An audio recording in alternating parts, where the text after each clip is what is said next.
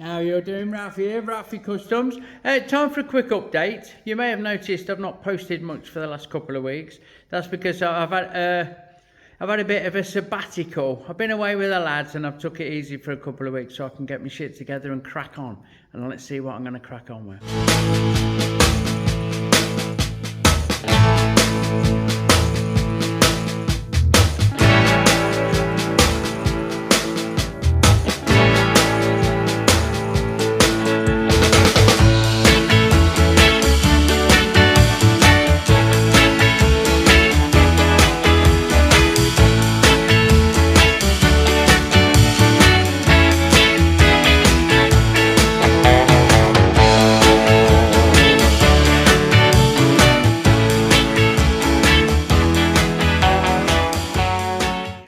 So, this is not the order that we're going to be doing it in.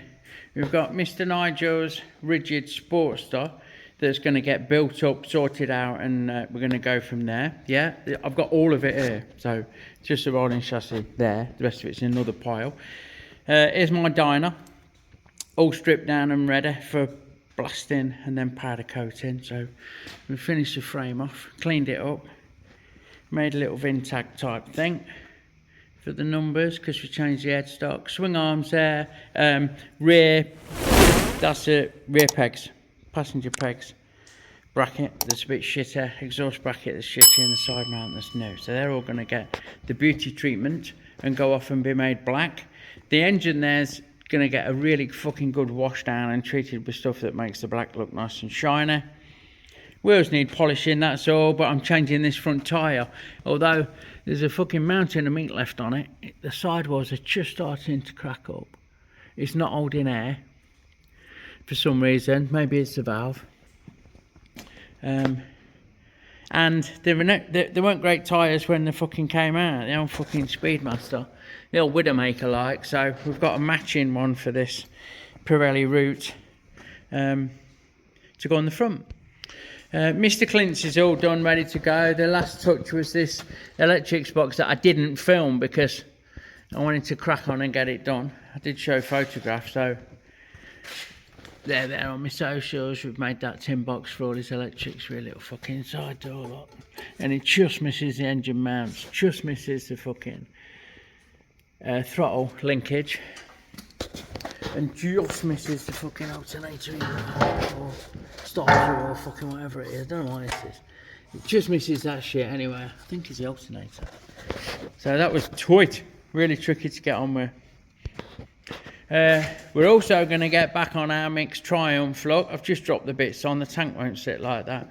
But the big job is to make a rear swing arm. So we're going to make a rear swing arm for that with pull box adjusters and maybe twin rail. Yeah, got to have a look. See what's going to work well for that, and another swing arm to make in our car's iron neck fucking Sportster. So that's good for that. We'll see. And also, while we're at it, we've got our Chris's iron head fucking Sportster. Did I call that an iron head and it ain't? I'm always getting mixed up. Yeah, Evo Sportster. Our car's Evo Sportster, and this one's the Iron Head Sportster. I do know the difference, but my mouth don't at times. That's what we're going to crack on with next. You're going to see me doing this, mounting the exhaust, the seat, the mudguard, the oil tank, making a battery tray and cover that's going to hold the battery. Now we've got the right one there, and a little snidey electrics panel for the 3 switches, well, ignition, high and low, on and off, don't know, and starter. So we're going to make a little thing that fits under there. And back to the dyno, we've got these fucking reflector blocks to machine off. So I'm hoping I'll get these stripped down, I'll get the fucking tubes out. We've got new bushes and seals and oil and all that. I'm hoping I can chuck these up in the lathe and machine these blocks off. So we've got a nice round contour like the back is there, and give them a quick polish up like, and they'll be great. Righto, so we've skipped onto forks. Look, we've got one stripped down. I've got new bushes and seals, as I said. They're in the office, but there's one stripped down. And grab my coffee. The bottom of it is chucked up in lathe. There it. Like so. So we've got. Let's just wind that out. We should have. Come on. There you go. So we've got it held internally, like so, in the chuck. And we have the fucking live centre up its bum. And we've got a button tool that I reckon I can reach both ends of this with.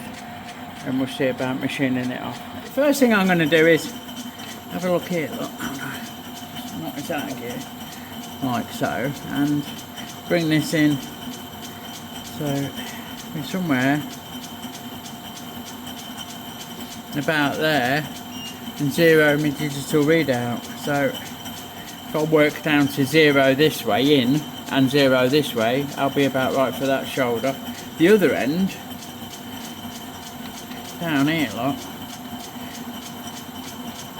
I'm gonna have to eyeball that fucker, ain't I? So let's just fucking make sure that misses both of them.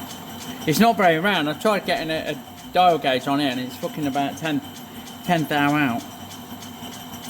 So it's not over accurate. There's just a casting, ain't there? It's been fucking polished and ground and done all sorts with the pretty rough lights. Let's put it back in again and see what's what. Well, and catch that fucking straight away, look. That's not good, Ralfy. Move that out. So, we are shaking like a shitting dog.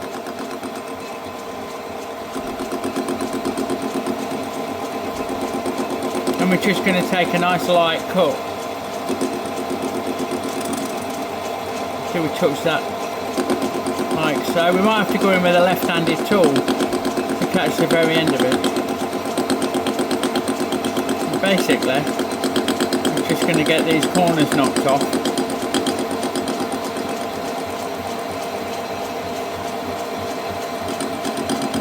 Like so. And work our way backwards and forwards. Just go up to this far end. Again. Taking cuts as we go and just roughing it out with this button tool. Like I say, we'll probably set up a left hand and a right hand tool to finish the job properly. Just to get in, because I don't want to keep crashing into that mount, this end. So we're going about there, look, I've just touched it again. That's going to end up being the fucking benchmark. So anyway, I'll carry on with this, putting away, and you can join me when I'm near the end. Right, so we steady away, just chipping away at this. I don't want to go mad and start ripping fuck into it because I don't want to end up wearing it. Not that I would, but I don't want to fuck it up. I'm nearly there with the roughing out, from what I can tell. I'll get down here and then we'll have a look. I'm going to keep quite shy of this end because I don't like catching that fucking mudguard mount. Let's have a look. Put in neutral. How were we? Not great, look. We're going to have to go a bit deeper, aren't we? We need to get rid of that. So let's come along here. Touch on that. That's fucking right. That's another mil. -1 will get us about there. So back in gear, haunted light. Let's go again.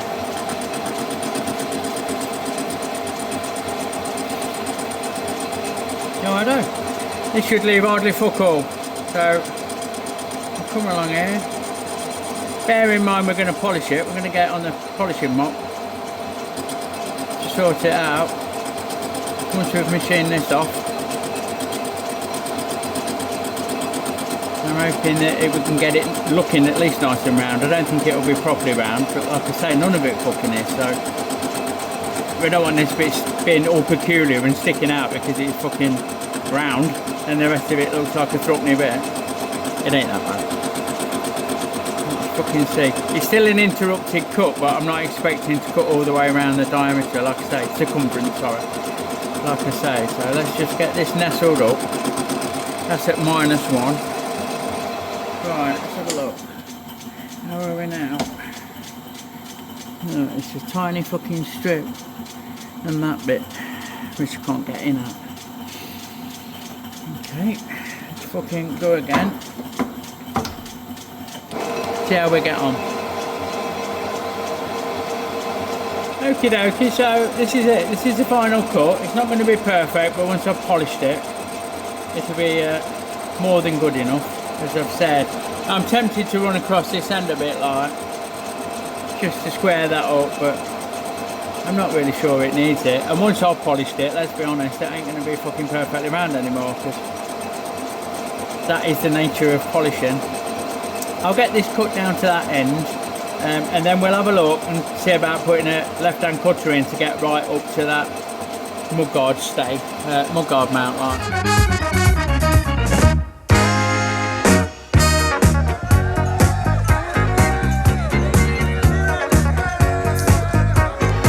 Don't forget folks, our Fuckstock stickers are now available in our Etsy store, link in the description below. Fuckstock, you know it makes sense. Righto, so we're about there, look. There's a tiny little landing strip there that'll polish it out, and I'm catching that there. I don't want to go much further there. I'm starting to get into this boss, but there's a lump sticking out there, so I might have to do a bit of work with a Dremel, I think, just to get that last bit out. But that'll do for that. That is Dremeling then, and then going over to the polishing machine and making fucking pretty. Alright, so what I've decided to go for is the file method, because I'm worried about clobbering this, making a mess of this corner with a Dremel. It's got quite a tight radius, this, so all I'm going to do is remove the bulk of the material like this. Yeah, I'll probably clamp it in the vise, but it's a cunt film, so I'm just showing you. I've done that one good there, look. I'll probably clamp it in the vise and do this one and get that about where we need it to be, and then we can get over to the polishing mop and give it a good polish. Righto, so we're now going to fit a sisal mop onto the polisher with some brown paste, and we're going to use that to shape this metal. Really, we're going to clean that up there. I'll clean on it, and I mean fucking lean on it. The body weight job. We'll work that corner.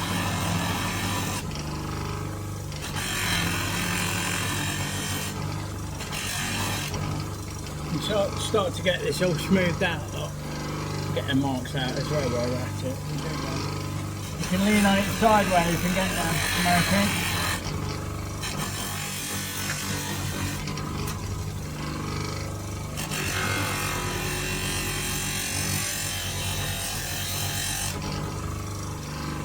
And just keep working my way around. It's already got a bit of a shine on it. So work our way around, get rid of all the scratch marks, smooth it all out, and then we'll go down a grade. At the same time, I'll get rid of this bit and make it look about right.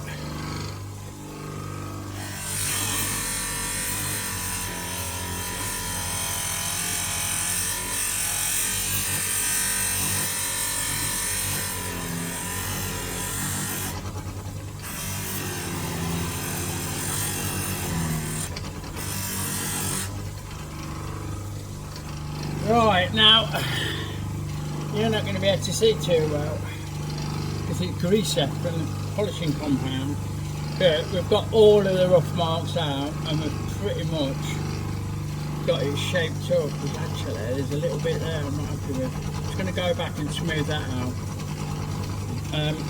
and then we'll swap to the next mop down, which is a little bit softer, Again with the same brown compound, and that'll smooth out the scratches that this one's leaving. You get my drift. So we'll get this set, look. Plenty of compound on it.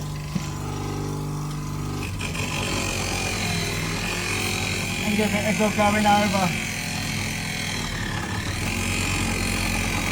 Like so. That'll smooth out once it warms up.